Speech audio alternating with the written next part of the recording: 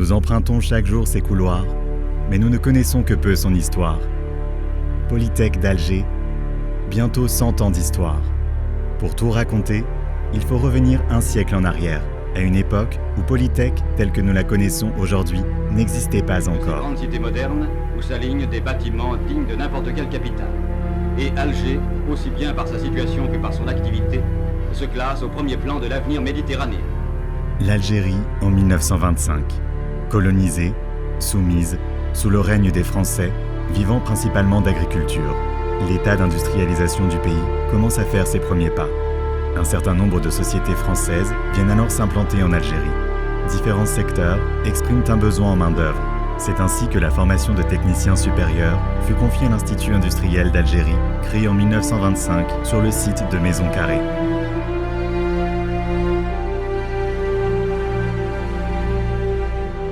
Les spécialités enseignées portaient sur les travaux publics et bâtiments, la mécanique et l'électricité. Les diplômés, sous certaines conditions d'excellence dans les études, pouvaient concourir ou accéder directement aux formations d'ingénieurs de la métropole.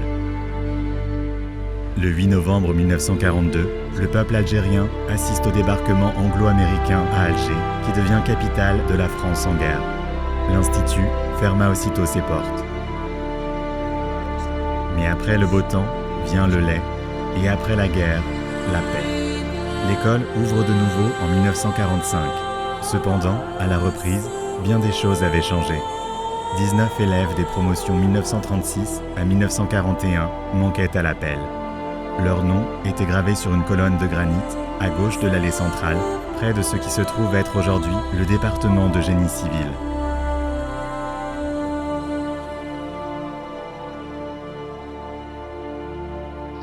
Du trafic moderne, ouverte à toutes les possibilités des échanges internationaux. Les années 50 connurent l'ascension importante du secteur industriel et la découverte du pétrole en Algérie. Un pays riche qui, depuis son union avec la France, prend conscience de ses possibilités économiques. Au niveau de l'école, plusieurs réformes furent mises en œuvre.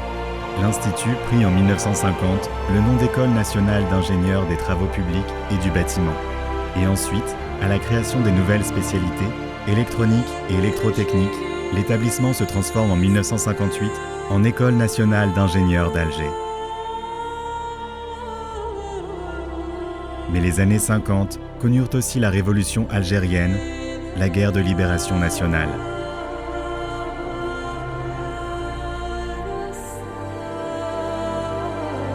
En fin juin 1962, quelques jours avant la proclamation de l'indépendance de l'Algérie, le directeur ferma l'école à la fin de l'année universitaire, puis fut nommé directeur de l'ENI Strasbourg. À la rentrée universitaire suivante, il recruta les élèves dont les études ont été interrompues et les intégra dans l'école où il entra en nouvelles fonctions.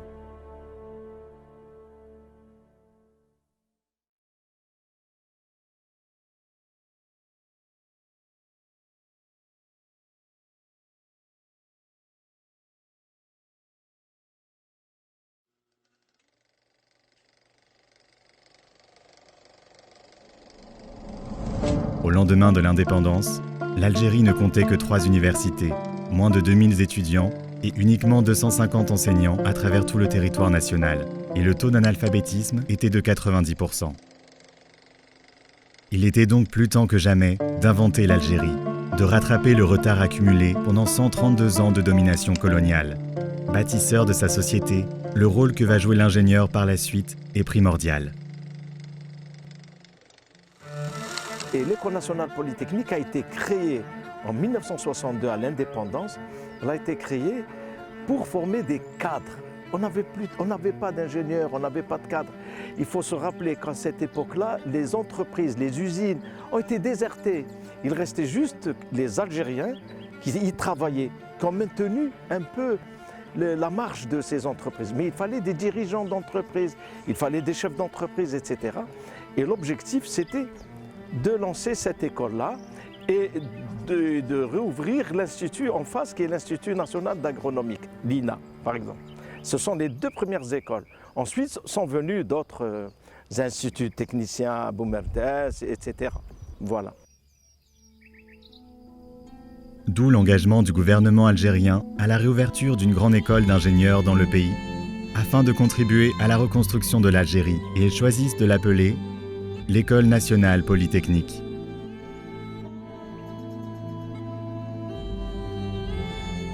Mais la réalité, c'est une création d'une école. L'École nationale polytechnique découle d'une stratégie du gouvernement algérien dans le temps. En 1962, il fallait quoi faire de cet établissement? Il y avait des locaux, des équipements, il n'y avait personne dedans. Et M. El-Hajj Abdelaziz Abdeslam, Allah yarhamou, il a été appelé pour diriger cet établissement, pour voir qu'est-ce qu'on peut faire dedans. Et il y avait le litige entre former des techniciens supérieurs ou des ingénieurs. Et on a opté, heureusement, pour une école d'ingénieurs polyvalente. Une école où il y a plus de spécialités que dans l'ENIA. Où l'ENIA, qui ne formait pas les Algériens, elle formait les Français. D'accord? Ou ceux qui ont la nationalité ou la citoyenneté française. À part quelques Algériens qu'on peut compter sur les doigts d'une main. D'accord?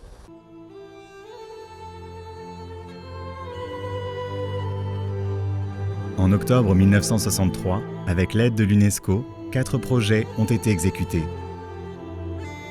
Le premier accord est ainsi signé le 15 novembre de la même année. Parallèlement, il y a eu un second projet qui a conduit à l'ouverture de 3 autres départements au cours de l'année.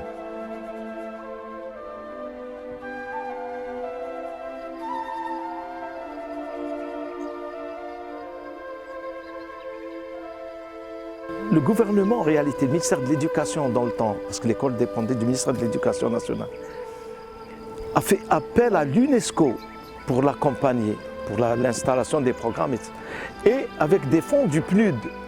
Le PNUD. Donc le PNUD avec l'UNESCO, on peut dire que c'est eux qui ont fait l'ossature des programmes.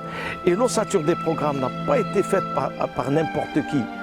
C'est par des académiciens de différents pays, des personnalités, des experts d'excellent niveau qui ont fait ces programmes-là.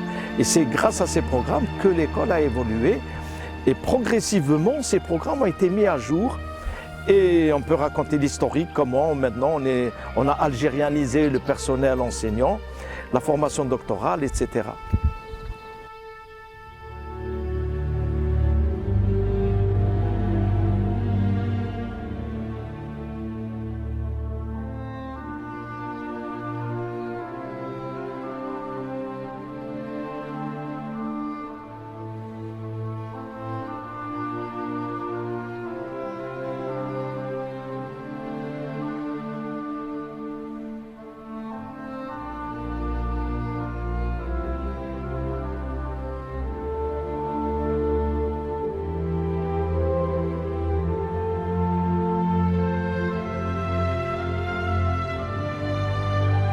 J'ai le plaisir, le très grand plaisir de voir M.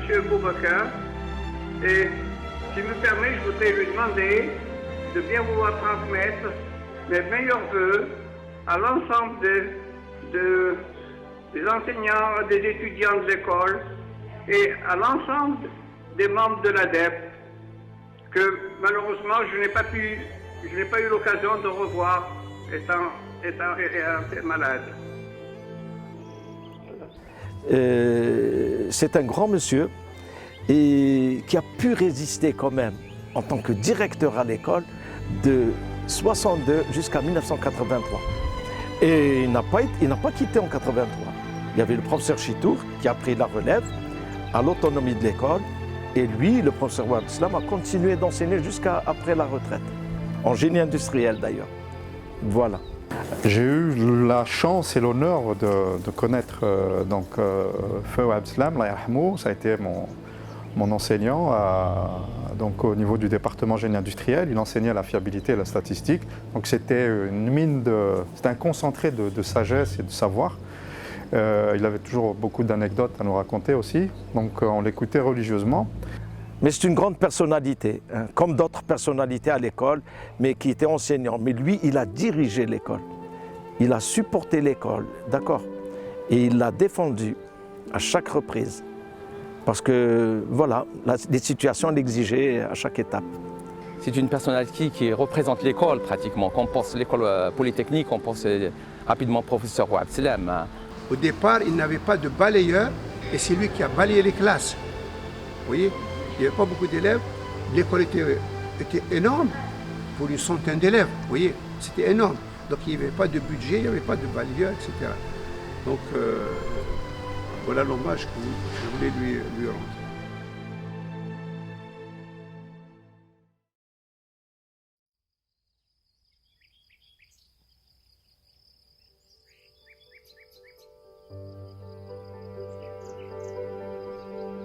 Toutes les écoles polytechniques sont rattachées à des grandes universités. Ici en Algérie, on était rattaché au début à l'université d'Alger parce que l'université de Bab Zouar n'existait pas. Elle a commencé en 76 ou 75, quelque chose comme ça. Et une fois que l'université de technologie a démarré à Bab Zouar, on a été rattaché à Bab Zouar. D'ailleurs, moi, j'ai fait mes 2 premières années à Bab Zouar. Mais à l'époque, c'était une sélection. C'est-à-dire que les gens venaient et il n'y avait pas c'était pas annuel. Hein.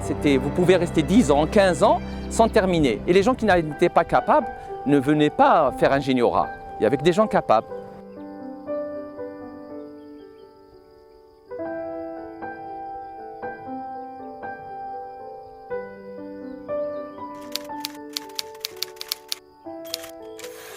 Il y a eu le retour d'Algériens qui ont été formés à l'étranger, les ingénieurs polytechniciens qui sont partis vers les années 75-76. Ils ont terminé des PhD, donc ils étaient en mesure d'enseigner. Et ça coïncidait avec la crise économique de 86. Donc on voyait les coopérants étrangers quitter jusqu'en 89-90. Donc c'était la phase crise économique et algérianisation de l'enseignement à Polytechnique. Donc le staff est passé de 80-90% de coopérants. En 90, il y avait 80-90% d'enseignants algériens. Et bon, certains nouveaux, d'autres qui avaient acquis de l'expérience même à l'étranger. Je suis une génération qui a été envoyée à l'étranger pour être formée, justement pour algérianiser. On avait des contrats avec le ministère de l'Enseignement supérieur. Ils nous envoyaient, ils prenaient les 3 meilleurs de chaque promo, 3 à 5 meilleurs. Donc ce n'est pas toute la promo qui partait. Les autres étaient versés vers l'industrie et les meilleurs qui avaient les 3 premiers étaient envoyés à l'étranger pour faire des doctorats et revenir enseigner ici, sous contrat.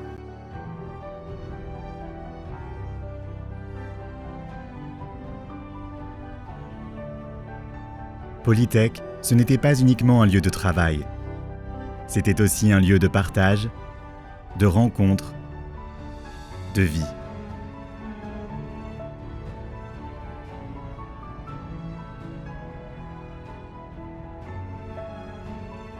C'était ça qui avait de bien. Par exemple, moi j'ai épousé une fille de Polytechnique qui était majeure de promo en génie de l'environnement. Et voilà, parce qu'on s'est connus à Polytechnique. Il y avait beaucoup de connaissances comme ça, des amis, on était vraiment amis. Même jusqu'à présent, quand on se rencontre et tout, c'est comme si on rencontrait des sœurs ou des frères. Il y a eu vraiment une confrérie, je dirais, entre polytechniciens. Je ne sais pas actuellement, parce que vous avez des clubs. Nous, à l'époque, on n'avait pas de club, mais on avait une relation très forte entre nous. Polytech, on y vivait en réalité. Alors en particulier à l'époque, je vais revenir un peu au contexte, c'était le terrorisme et donc il y avait le couvre-feu. Donc pratiquement on vivait tout le temps ensemble, c'est-à-dire les élèves vivaient tout le temps ensemble. Soit quand on allait réviser à la cité Bouraoui ou là chez des copains, on passait la nuit ensemble parce qu'on était obligé de passer la nuit ensemble à cause du couvre-feu. Et puis on vivait toute notre vie à Polytech. C'était une période qui était très difficile. Déjà, il y avait le contexte du pays, mais en plus, il y avait Polytech, qui était très difficile. Le système était très dur, il l'est encore, mais c'était beaucoup de pression, beaucoup de très bons élèves, donc une très forte compétition. On avait, chacun pensait être très bon et quand il arrive à Polytech, il se retrouve très moyen et ça c'est dur à avaler pour beaucoup. Et les souvenirs, j'ai beaucoup de très bons souvenirs, mais c'est pas nécessairement où je connais des roufs. ce qu'on faisait à Polytech, c'était tout ce qu'il y avait autour. Bon, il y avait les matchs de foot, on organisait régulièrement, je vais citer Salim Koudil, génie hydraulique, qui d'ailleurs je crois enseigne au niveau des sciences fondamentales, qui nous organisait donc deux fois par an on avait les tournois de foot. On avait aussi un terrain de basket qui a disparu, un terrain de volley. Je ne sais pas s'il y a encore la salle de sport. Bon, il y avait beaucoup de ça, puis il y avait la gouinche, les escaliers. Et qui qu'on a hargou les cours, le bhar.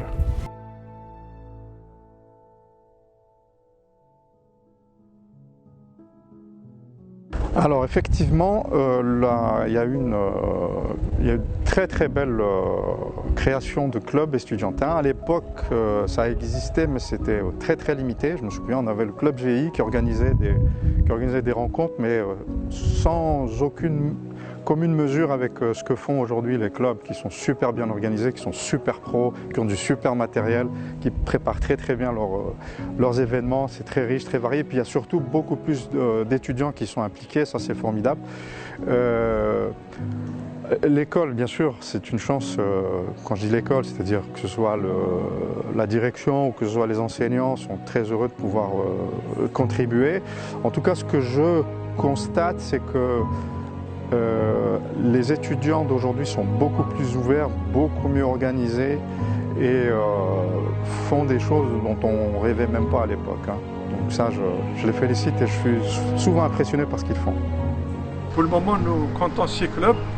Les 3 clubs faisaient une animation très dense à Polytechnique. Il n'y avait pas un week-end où il n'y avait pas un événement, que ce soit Startup Weekend, que ce soit Business Game, que ce soit donc des thématiques liées à la banque, liées à la technologie.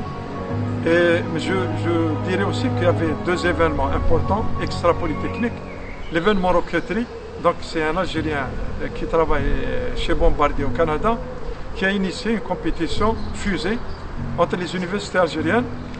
Et donc, 3 fois de suite, l'équipe de Polytechnique est classée première devant Blabès et devant l'Institut d'aéronautique de Blida. Et on devait participer juin passé et ce juin aux États-Unis, à New Mexico.